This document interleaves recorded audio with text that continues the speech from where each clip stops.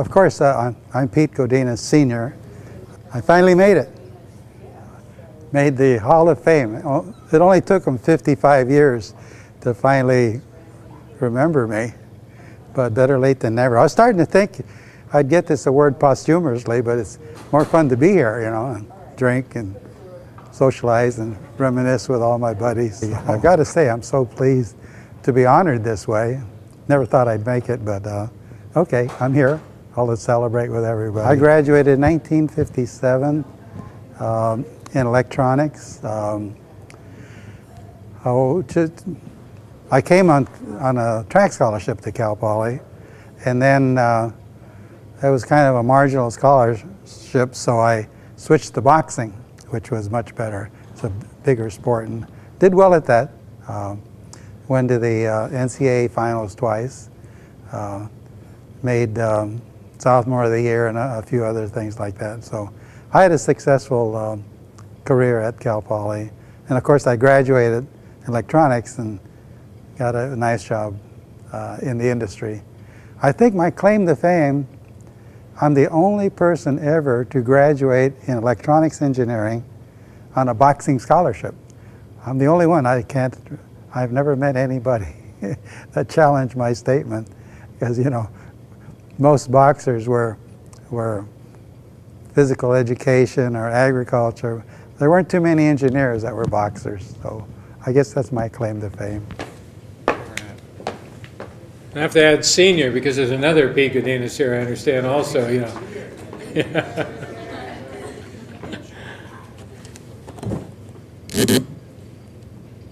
Now, Pete was actually an outstanding track and field athlete at Santa Maria High School, and he was recruited as a high hurdler, but he actually made his mark in boxing at Cal Poly.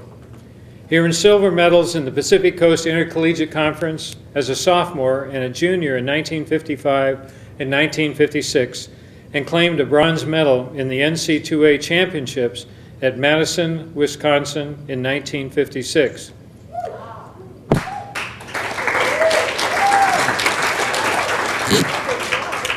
Now, Pete doesn't remember this, but I was a young freshman in high school in San Luis Obispo, and I remember Pete because I used to go to the Cal Poly boxing matches in Crandall Gym. You know, it was sweaty, it was wonderful, it was packed, and it was standing room only, and we would come wheedling into that, probably not paying, but getting in somehow. But it was an electrifying experience to see boxing with the tremendous amount of support and interest in San Luis Obispo. And I remember later on, when I was a junior and a senior, and we still had boxing in the new gym, which was 1960, and still boxing was outdrawing basketball. Basketball became a preliminary event for the boxing match, you know. And but this gentleman here was really the crown jewel to really electrify and elevate the notoriety of Cal Poly boxing in San Luis Obispo. And I remember Don Adams telling me, who was also on that team during that time, and that's why he looks the way he does. I played football with Don later on, and he still remembered the stories about Pete and the ones he could remember. But voted Cal Poly's Boxer of the Year in 1956, Pete went on to graduate as an electronics engineer in 1957, and for the next 43 years worked as an electronics engineer in military weaponry, personal computers, and automation systems. He co-founded a company in automated inspection systems, and he retired in 2000. Pete earned numerous team awards at Cal Poly. He earned the track team's High Point Trophy as a freshman in 1954, won the Cal Poly Novice Boxing Tournament and also in 1954, and was named Cal Poly's Outstanding Sophomore Boxer in 1955. In addition, Pete earned the Outstanding Runner-Up Trophy at the 1955 NCAA Championships in Pocatello, Idaho. Pete was inducted into the Guadalupe Athletics Hall of Fame in 2006 and his son Peter Jr. competed in track and field at Cal Poly, breaking the school decathlon record, placing fourth in the 1980 NCAA Division II National Championships in the decathlon, and also excelled in the high hurdles. Ladies and gentlemen, please welcome Pete Godinez Sr.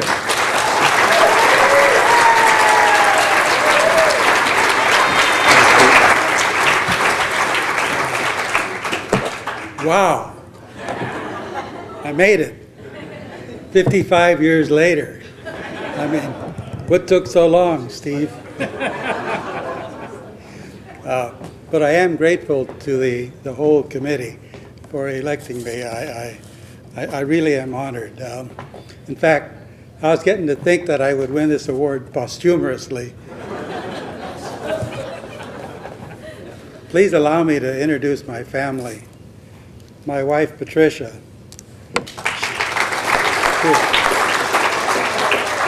She was my girlfriend all during college, and then we got married my senior year, the Christmas vacation of my senior year, and we've stayed married for 55 years.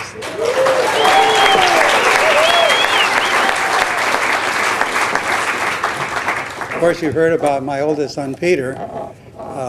He came as a hurdler and was kind of topping out as a hurdler when this athletic trainer told him that he was not built as a hurdler. He was too big and strong, and he wouldn't get better in the hurdles, and suggested he try out for the decathlon because he had the perfect body as a decathlete. So Peter said, okay, let's give it a try. Well, the next year he took fifth in the NCAA, and then the next year he took a fourth in the NCAA decathlon, and he set the school record for the decathlon. His name was up on the school board for over 10 years, and it would probably still be up there, except they changed the scoring system and took his name down. But anyway, my second son, Paul, wanted to be here tonight, but he had a medical emergency with a kidney problem. So he'll be in surgery tomorrow. And so his family decided to stay with him rather than be here. So we should wish him the best tomorrow. My daughter, Patrice, came to Cal Poly as a freshman, and then didn't really like the major, and went over to Fullerton and majored in communications. My youngest son, Patrick, graduated from Cal Poly as a business major. And from there, I've got a bunch of grandchildren. I should 8 of them to be exact. Not all of them here, but Alan and his girlfriend, Madeline, Jared and his wife, Tess. And then there's Dana. Dana is a freshman here at Cal Poly.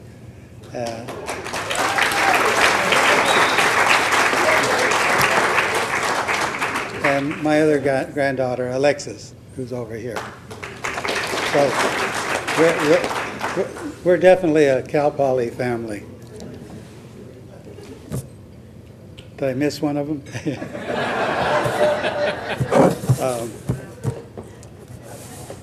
What I wanted to take this occasion, it's been mentioned about Tom Lee earlier, but I wanted to acknowledge the impact that Tom Lee had on my life. I was not getting any better at the hurdles, but Tom Lee recognized that I was a good boxer because I had won the intramural tournament. So he got me on the boxing team. And so from then on, I took to boxing like a duck to water. It was my natural sport, I think. I was tall, and I knew how to box. So I wanted to acknowledge the role that Tom Lee had on my life. His son, one of his sons, Larry Lee, is here someplace. He's the baseball coach here. But let me mention that that the oldest son, Mike Lee, was my water boy. in between rounds, he'd give me water. Well, this one time, I came back with a bloody nose. And he was like 4 years old at the time. So he comes up to me, he sees my bloody nose, and he says, "Pete, don't let him hit you." And I remember thinking, no, there's a great idea. But no, boxing was fun. It really was a lot of fun. Well, collegiate boxing is a lot of fun. But I'm honored to have a couple of my teammates here because boxing, even though boxing isn't a team sport, we boxers just loved each other. We would just sit, we would train each other, we would analyze, etc., etc. So let me just mention a couple of them that are here. Vic Bucola, of course.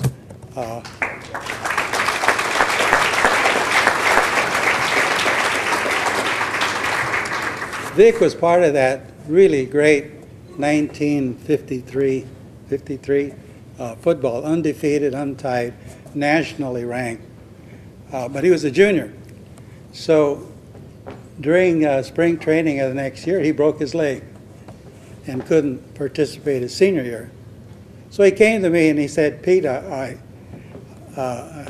don't want to sit out my senior year." He says, "You're a good boxer, why don't you train me?" And I said, "Okay, Vic, let's do it." So I looked at Vic and he had these tremendous shoulders and tremendous arm strength. And I said, with a body like that,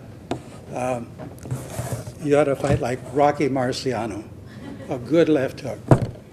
And he said, okay. So we practiced and practiced. And then his very first match was with this huge guy from Stanford, All-American this.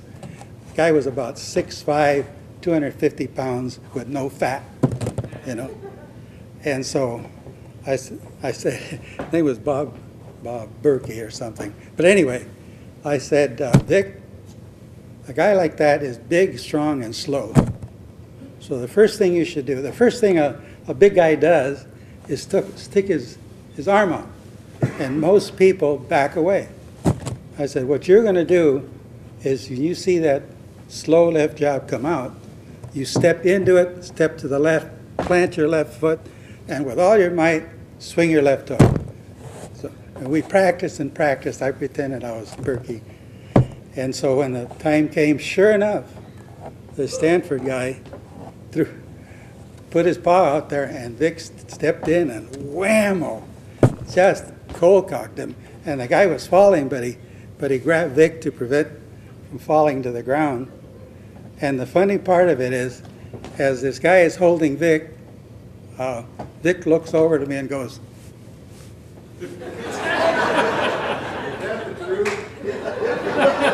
he's going, and then I remember that we hadn't practiced anything else. So Vic didn't know what to do next. But this guy was stumbling around, so I just said,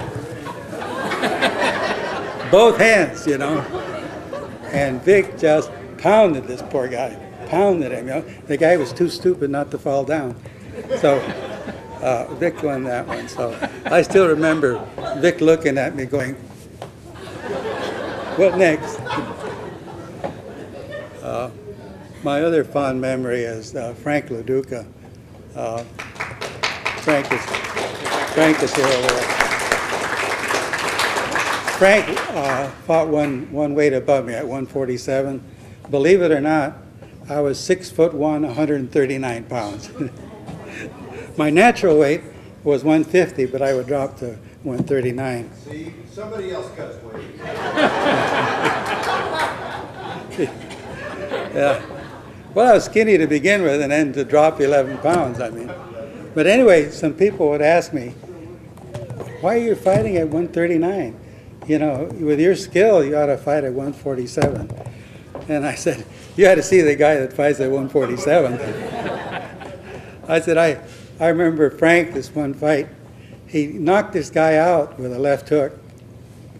But the guy was out, but he didn't fall down. He just was slowly falling down. Frank didn't know the guy was out.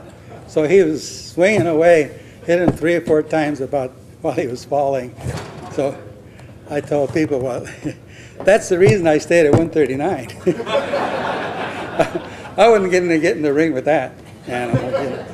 But the other memory, of course, is Don Adams, who's here someplace. Yeah. Don was a natural fighter, and I should say a natural street fighter. You know, he was a street fighting champ of Merced, was it? Whatever his hometown was. But Don was not a natural boxer fighter. He was just an animal, you know. He would get in that ring, and he would swing and swing and swing until the guy went down. Don was insulted that the guy would even step in the ring with him, and he was going to punish him for getting in the ring with him, you know. So Don went on to go to the Olympics for the Army at that time. And he had a great boxing career. To show how tough Don was, he was in that airplane that crashed, and he survived. So that's a testament how tough Don is. So I have my memories, friendships, and so forth with the boxing team. I look back in my college career, and I think more of memories with my boxing friends than I do with my engineering friends. I see my engineering friends, and I don't even remember who they are. I don't think I would. I could not have made it as a pure student. Boxing was what kept my sanity, kept my goals to keep on. There's no fun studying, but I was able to enjoy my college year from my athletics. I got to tell you about how I came to Cal Poly. Okay, I was a good hurdler in high school, and my senior year I get this call from the track coach. He says, "Come on up. We'll offer you a scholarship." And I said, "Great, I'll come on up." So I talked to the coach, J.J. Jensen. So he offers me a scholarship. And I said, "Great, I'd love to come up." So he hands me this catalog. And he says, "At Cal Poly, you have to pick a major. You don't just come to college." And I said, "Well, I don't know." He says, "Well, take the book, look it over, and come back next week, and we'll enroll you," because athletes had first dibs on classes. So I said, "Okay." So, but I still didn't know what to do. So I went home, and I'm looking over this catalog. I knew I wanted to be an engineer. I was real good in math and science. So I knew I wanted to be an engineer, but here was this catalog: air conditioning, aeronautical, electronics. There's about 12 different engineering majors. I didn't know which one. Here I was just this high school kid. But my cousin was home from the Navy, and he was an electronic technician. So I said, "Hey, Al, what's this electronics all about?" He said, "Oh, that's great. Radar, communication, fire control. It's the wave of the future." "Okay, I'll be an electronics engineer." So I go the next week to see the coach, J.J. Jensen. "Coach, I want to be an electronic engineer." Well, he looks at me like some dumb Mexican lettuce picker from Guadalupe. And he says, "Judas Priest boy, you're going to flunk out before track starts."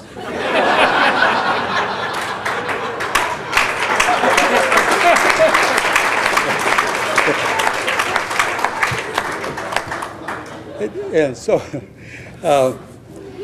by the way, I was not a Guadalupe lettuce picker. I picked celery, artichoke, but I never picked lettuce.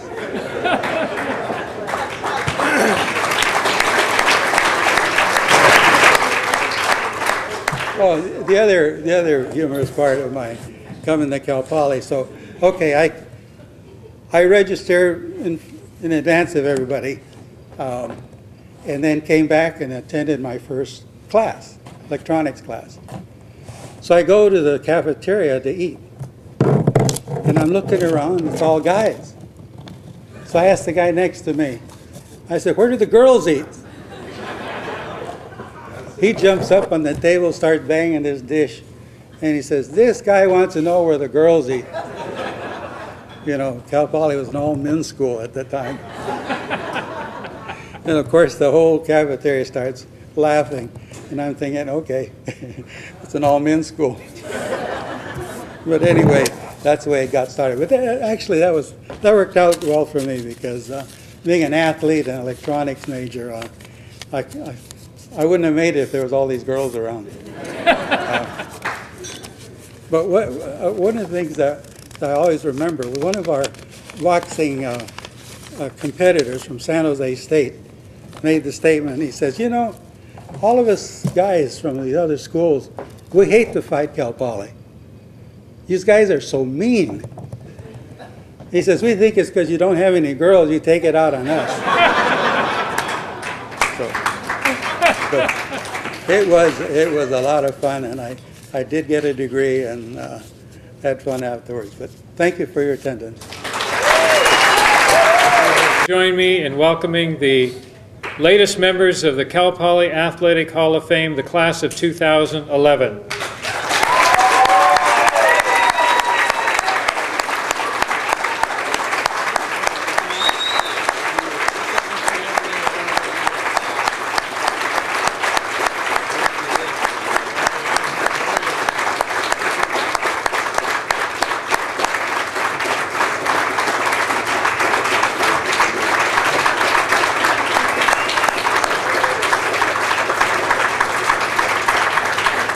My name is Frank LaDuca. I fought 147 pounds, Lodi, California. First met Pete when we were working on our work aid scholarship in the cafeteria at Cal Poly for our room and board. And talking to Pete, I asked Pete, I says, well, what are you in here for, Pete? He says, well, I run track. And he asked me, what do I do? And I says, well, I'm trying out for boxing. And he says, maybe I should do that. And I said, well, you know, we have a novice boxing tournament coming up. Why don't you try out for it? And so he fought Alex Panavarov, who was a Hawaiian kid that was a pretty good boxer. And Pete beat him and ended up on the boxing team. My name is Vic Bucola, and 54. I participated on the boxing team with Pete Godinez and Frank LaDuca for a couple of years. Then I decided to run track a little bit with Pete because Pete talked me into that. We were out running to keep in shape for boxing, you know, and he said, why don't you just come and run track as well? I said, that'd be a good deal.